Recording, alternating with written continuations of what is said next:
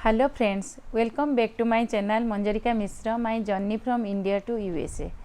India से USA आने से पहले आपको क्या तैयारी करनी है, इसके लिए मैं आपको कुछ बात बताना चाहूँगी। जब आई बहुत सारे चीज़ को इग्नोर कर दिया, जो आने के बाद मुझे पता चला जो कितना मेरा नुकसान हुई। तो मैं नहीं चाहूँगी आप भी वो भूल करो और आपका कुछ नुकसान हुए। इसके लिए मैं कुछ चीज़ों का एक नोटबुक में लिख के रखी हूँ, जो आपके साथ शेयर करने वाली हूँ। पहले तो आप जब आपका वीज़ा अप्रूव हो जाएगा, आपको मालूम चल जाएगा कि आप कब जाओगे। अगर आपको जल्दी जाना है, 1 महीना हो, 30 डेज़ 40 डेज़ हो, आप पूरा एक इसके लिए पूरा प्लान बना दीजिए। मैं जब जाऊंगी 6 महीने हो, 8 महीने हो, 1 साल के लिए नहीं आ पाऊंगी, क्योंकि इतने जल्दी हम लोग को जो आते हैं, हम तो स्टूडेंट वीज़ा के ऑफिस के वीज़ा से नहीं आ रहे हैं।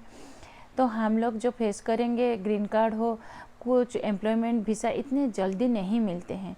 तो ये सब चीज़ें हमको पूरा आने से पहले जान लेना है, कब आऊँगी और क्या क्या यहाँ से रेडी करके जाऊँगी, जो पूरा शांति से आप रह सकोगे।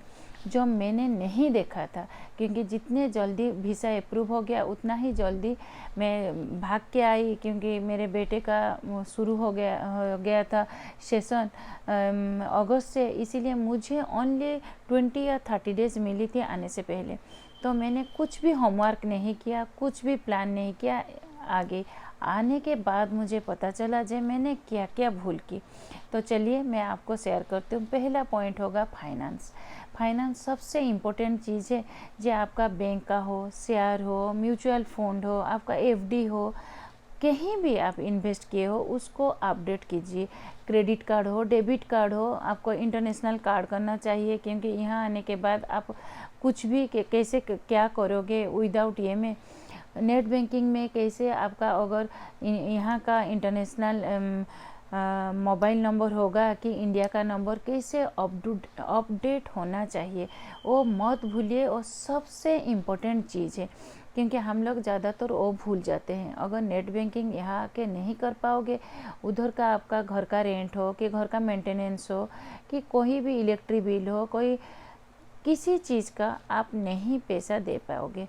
तो सबसे ज़्यादा ध्यान आपको वही चीज़ में करना पड़ेगा। अगर आपका इन्वेस्टमेंट हो, उसको भी आप थोड़ा अपडेट करने से आपको पता चलेगा जो आपका म्यूचुअल फंड का डेट जो रिडम्पशन होता है बैंक से, कब डेट है, उसको थोड़ा आप आगे कर दीजिए। कि एफडी का जो है उसको जैसे ऑटो में डालने से ऑटोमेटिक हो जाएगा, वो देखिए। अगर शेयर मार्केट में इन्वेस्टमेंट हो, तो शेयर मार्केट में आपको 6 महीने 8 महीने में और जो हम लोग खोले हैं इन्वेस्टमेंट के, उनका भी बिल देना पड़ता है। तो सबको आप ध्यान रख के पूरा एक लिस्ट बना दीजिए, क्योंकि अगर आप छोड़ के आओगे वो सब आपको ध्यान से निकल जाएगा। यहाँ आके आपको बहुत सारा नुकसान होगा। सेकेंड, आपका टाइम जोन के बारे में आपको पहले से जान लेना चाहिए। जे यहाँ जब आप आओगे इंडिया में तब रात होगा, क्योंकि हम लोग ज़्यादातर 12.5 घंटा, कैलिफोर्निया तो 12.5 घंटा पीछे है।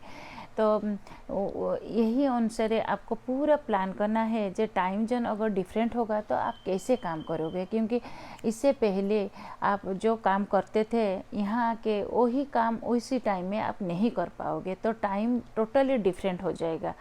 थर्ड होता है आपका कोई सर्विस सेक्टर में हो कि बिजनेस करते हैं, जो जल्दी आप आके इधर से आप काम शुरू कर देंगे, ये मेंटली पूरा आप रेडी होना चाहिए। जो बिल्कुल नहीं आप उधर 25 साल से 20 साल से काम करते होंगे, जो यहाँ आके तुरंत ही आपको एक नौकरी मिल जाएगा कि आप एक एस्टेब्लिश बिजनेस को छोड़ के आके यहाँ आप बिजनेस शुरू कर दो, वो बिल्कुल नहीं होगा। क्योंकि आपको ग्रीन कार्ड नहीं होने से, एम्प्लॉयमेंट वीज़ा नहीं मिलने से आपका कुछ भी आप नहीं कर पाओगे। कि यहाँ तो रूल रेगुलेशन बहुत स्ट्रिक्ट होता है। आपको जो सेकंड पॉइंट बोला था टाइम जोन के क्या मेरा नुकसान हुआ, क्योंकि टाइम जोन के वजह से मैंने कभी प्लान नहीं किया था। जो मेरा जो छोटा सा बिजनेस है उसको छोड़ के जाऊंगी, वर्कर के साथ बातें करना, स्टाफ के साथ बातें करना, मैंने सोचा मैं आराम से यहाँ से कर दूंगी।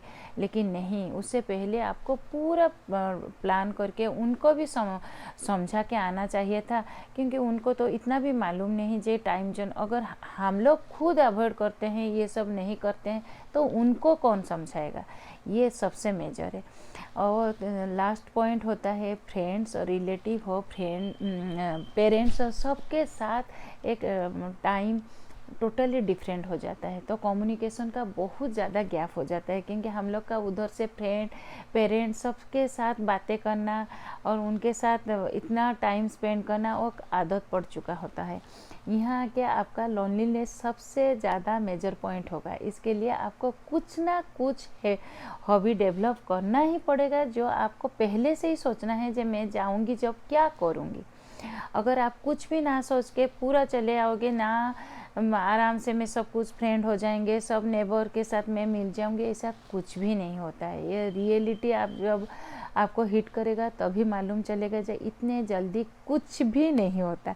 तो इसीलिए वो जो टाइम फ्रेम डिफरेंट हो जाता है और फ्रेंड सर्कल भी आपका आहिस्ता आहिस्ता कम हो जाते हैं, क्योंकि जो फ्रेंड मैं उठ के देखती हूँ इतने सारे मिस कॉल में किसी को भी फ़ोन करने से वो सब सो जाते हैं।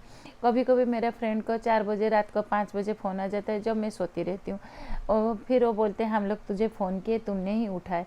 तो ये सब आपको पहले से उनके साथ बातें करके आने से आपको आसानी होता है, क्योंकि हम लोग इतने सीरियसली नहीं लेते हैं जी हाँ सब कुछ ठीक होगा, लेकिन कुछ भी ठीक नहीं होता। आपको जब चाहिए, क्योंकि वो सब आप पीछे छोड़ के जब आओगे कुछ तो यादें आपके साथ आएगा, और पेन भी होता है जो हम लोग कितने सारी चीज़ मिस करते हैं।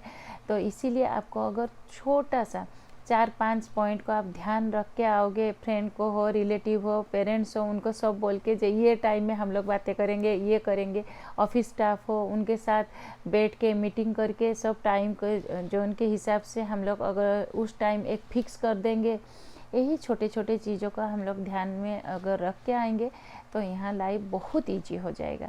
फिर मैंने सोचा जो यहाँ के 5-6 महीना जो मैंने फिर क्या क्या फेस किया, इसके लिए आपको एक दूसरा वीडियो में आपको मैं सुनाने वाली हूँ। तो आज के लिए इतना ही। Please like share and subscribe my channel, don't forget to subscribe. और आप जब सब्सक्राइब बटन के पास एक बेल होता है, प्लीज़ उसको आप नोटिफिकेशन है आप उसको प्रेस कर दीजिए, तो मेरा वीडियो अपने आप आपको नोटिफिकेशन दे देगा जो मैं आ गई। Okay, bye bye.